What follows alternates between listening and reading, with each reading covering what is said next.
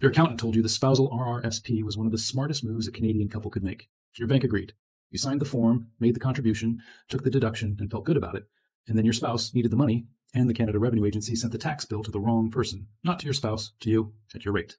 The highest rate in your household. The rate you were trying to escape in the first place. This is the spousal RRSP attribution trap. It has been sitting inside the Income Tax Act since the account type was created. It is not a gray area. It is not an audit risk. It is a written rule that activates automatically, silently, and without warning. And it is coming for every Canadian couple who made a spousal RRSP contribution in the last 3 years without understanding the one condition attached to it. Welcome back to Maple Market Brief. Today, we are going to walk through exactly how this trap works, who it catches, what it costs in real dollars, and the specific timing decision that separates a strategy that saves your household tens of thousands of dollars from one that hands those same tens of thousands straight back to the CRA. Stay with me, because we're going to meet two couples in this video. And by the time we are done, you're going to recognize yourself in at least one of them. Before we get into the mechanics, let us establish why this matters for your household specifically. The spousal RRSP is one of the most widely used tax reduction tools available to Canadian couples. The logic behind it is sound, and the strategy itself is completely legal. The higher earning spouse makes contributions to an RRSP registered in the lower earning spouse's name. The contributing spouse gets the tax deduction at their higher marginal rate, saving real money today. The account grows, tax deferred. And in retirement, the money is withdrawn by the lower earning spouse at their lower marginal rate. The household effectively splits income in retirement, lowering the combined tax bill across two returns. On paper, this is exactly what it looks like. A legitimate, government-sanctioned income splitting strategy that can save a Canadian couple tens of thousands of dollars in lifetime tax. The CRA knows this, and the CRA built one specific rule to make sure the strategy cannot be used too quickly, too aggressively, or at the wrong moment. That rule is the attribution rule.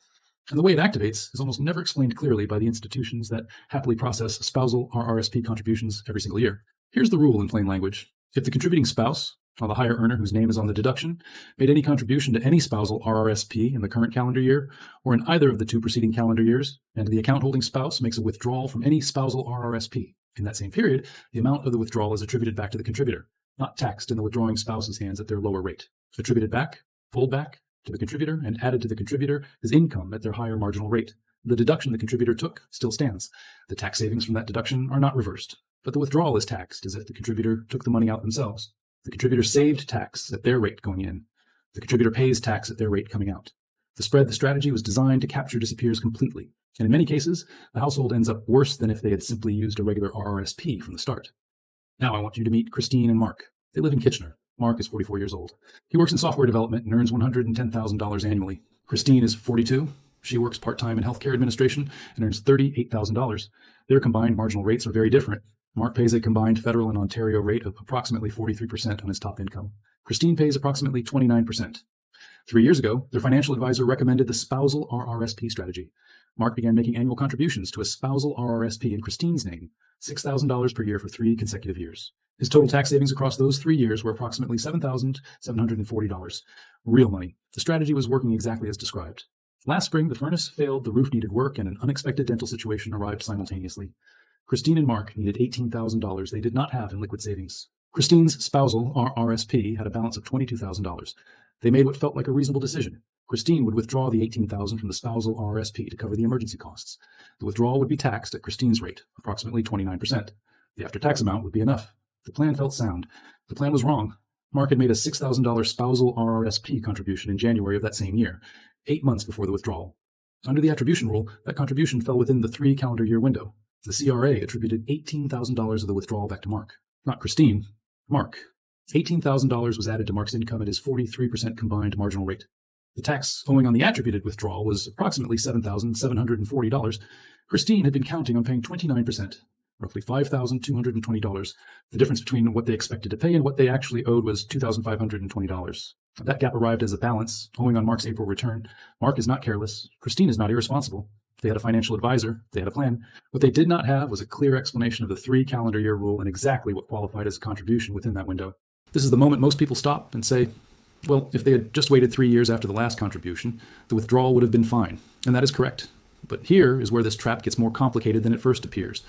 And here is the detail that almost no financial content explains clearly. The 3-year rule is not 3 full years from the date of contribution, it is 3 calendar years. A contribution made on December 31st of any given year counts as a contribution made in that calendar year. A contribution made on January 1st of the following year counts as a contribution made in the next calendar year. That single day gap, December 31st versus January 1st, changes the timeline by an entire year. Mark made his contribution in January. If he had made it on December 31st of the previous year instead, the attribution window on that contribution would have closed one full calendar year earlier. 1 month of difference in contribution timing would have saved his household $2,520. The bank that processed both the contribution and the withdrawal never mentioned this, not once. Drop a comment right now. Did you know that the Spousal RRSP 3-year rule is measured in calendar years, not full years from the contribution date? Yes or no? Because that single distinction is worth real money for every couple using this strategy. Now here is the rehook. Christine and Mark's situation cost them $2,500 in unexpected tax. That is painful, but it is survivable. The version of this story that causes genuine long-term financial damage is the one I'm about to describe. And it involves a couple who did everything right for a decade and then made one timing mistake in the final stretch that cost them more than everything they saved along the way. I want you to meet Sandra and Peter. Sandra is 61 years old. She spent 28 years as a senior manager at a national retailer and earned $130,000 annually at the peak of her career. Peter is 58. He spent his career in education, earning $62,000 annually. For 15 years, Sandra made maximum contributions to a spousal RRSP in Peter's name. Her annual contributions averaged $14,000. Her tax savings across those 15 years, at her combined marginal rate of approximately 48% on the top portion of her income, totaled approximately $108,000. Over 15 years of disciplined strategy, Sandra and Peter had effectively received $108,000 back from the government in the form of tax deductions. The spousal RRSP balance in Peter's name had grown to $240,000. Last year, Sandra took an early retirement package at 61. Her employment income dropped to zero. She and Peter made a decision that felt perfectly logical. Peter would begin drawing down his spousal RRSP to fund their living expenses during the transition years before CPP and OAS became available. Peter would pay tax on those withdrawals at his lower rate. The strategy they had built for 15 years was finally going to pay off. And then Sandra made one contribution. In February of the year, she retired.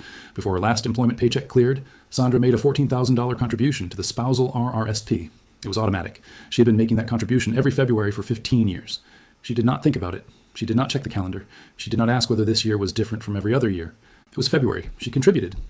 4 months later, Peter withdrew $40,000 from the spousal RRSP to cover their living expenses during Sandra's transition. The CRA attributed $40,000 back to Sandra, not to Peter at his lower rate, to Sandra. In the same year, she received her retirement package payout, her final employment income, and a severance payment. Sandra's total income that year was already elevated from the transition payments. The $40,000 attribution pushed her into the highest combined federal and provincial marginal bracket. The tax on that attribution alone exceeded $18,000. The withdrawal that was supposed to cost Peter approximately $11,000 in tax at his rate cost the household $18,000 at Sandra's rate. The difference was $7,000, gone in a single February contribution that took 30 seconds to make. And that felt identical to the same contribution she had made every single February for 15 years. One automated payment, $7,000. Here is the mechanism that makes Sandra's situation so easy to miss and so difficult to recover from. Most Canadians who have been running the spousal RRSP strategy for years have automated their contributions. The payment goes out every January or February like clockwork. It has gone out that way for a decade. Nobody questions a payment that has always worked. Nobody checks whether this particular year, the year of retirement, the year of early exit, the year of income disruption, is structurally different from every year before it. The bank processes the contribution without knowing Sandra's retirement timeline. The brokerage processes the withdrawal without knowing about Sandra's February contribution. The CRA has the complete picture. The CRA always has the complete picture. And the CRA applies the attribution rule automatically, mechanically, without a warning letter, without a phone call, and without any concern for the fact that Sandra did not intend for any of this to happen. Intention is not a factor in the Income Tax Act. The rule is the rule, and it ran. Now let us talk about what changes the outcome, because there are decisions available to every couple using the spousal RRSP strategy that directly determine whether attribution activates. The first and most important decision is the contribution stop date. In the years approaching any anticipated spousal RRSP withdrawal, whether that withdrawal is planned for retirement income, for a renovation, for an emergency, or for any other reason, the contributing spouse must stop making contributions early enough to clear the 3 calendar year window. If Peter and Sandra planned to begin withdrawals in the summer of a specific year, Sandra's last contribution needed to happen before December 31st of the year that was 3 calendar years prior. Not 3 full years before the withdrawal date, 3 calendar years.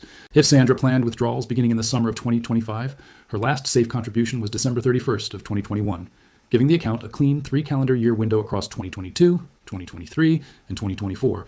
Any contribution made in 2022 or later would still be inside the attribution window when the summer 2025 withdrawals began. This is the calculation most couples never make because nobody presents it as a calculation that needs to be made. It is assumed that the contributing spouse will simply know when to stop. They do not. Sandra did not.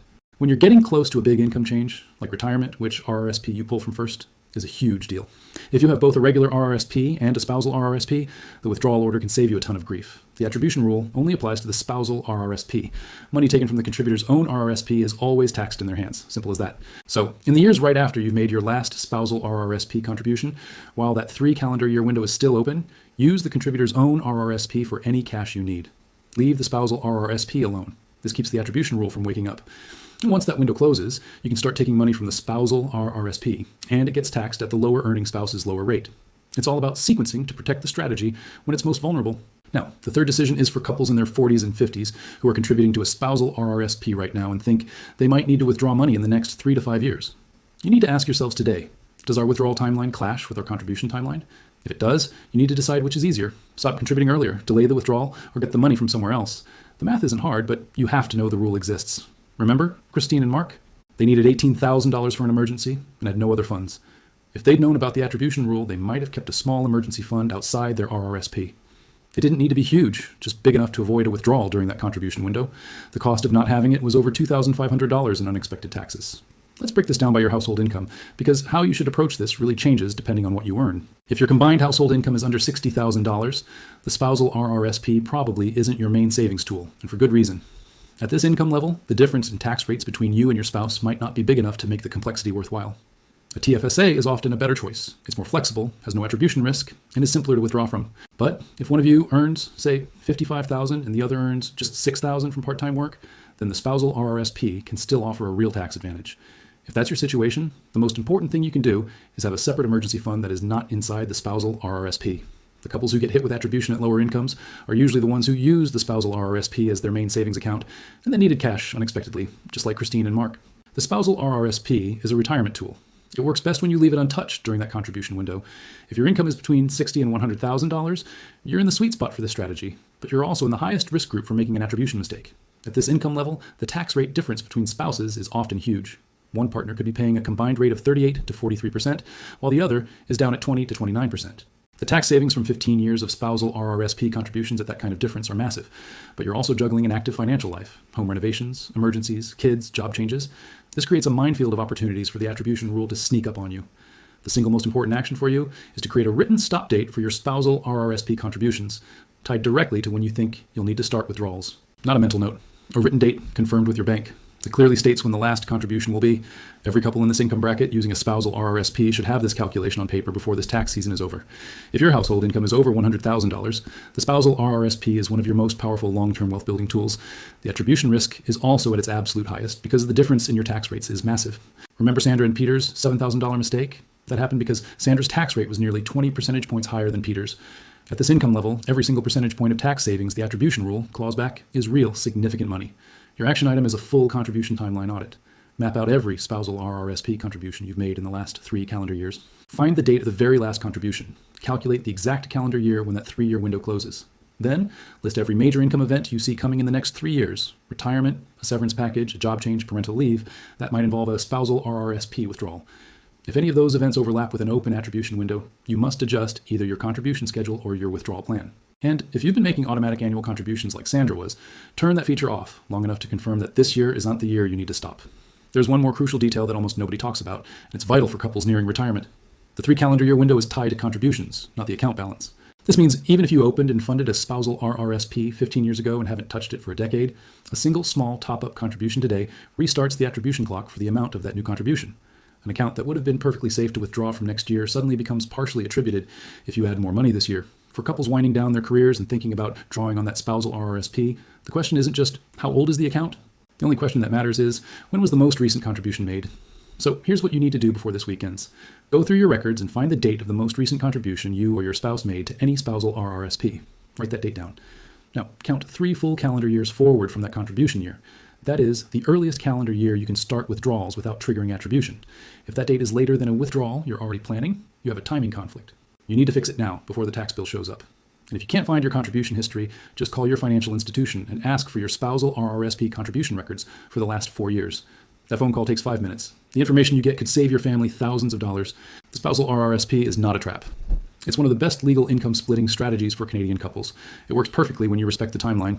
The attribution rule isn't a punishment. It's a guardrail to stop the strategy from being used too quickly. The problem isn't the rule itself. The problem is that the banks that happily take your spousal RRSP contributions every February almost never explain it clearly. Why? Because explaining the rule might slow down contributions. The bank benefits either way. Your family doesn't. Knowing this rule is the entire difference between a strategy that saves you tens of thousands of dollars and one that hands it all back to the government at the worst possible time. Subscribe to Maple Market Brief and let me know in the comments. Are you currently making spousal RRSP contributions? And did you know about the 3 calendar year rule before watching this? Drop your answer below. It helps shape what we cover next. And the next video in this series is a big one. We're covering the moment when the spousal RRSP, the mandatory RRIF withdrawal schedule, and your CPP timing decision all collide. Getting just one of them wrong can destroy what the other 2 were meant to protect. That's coming up next.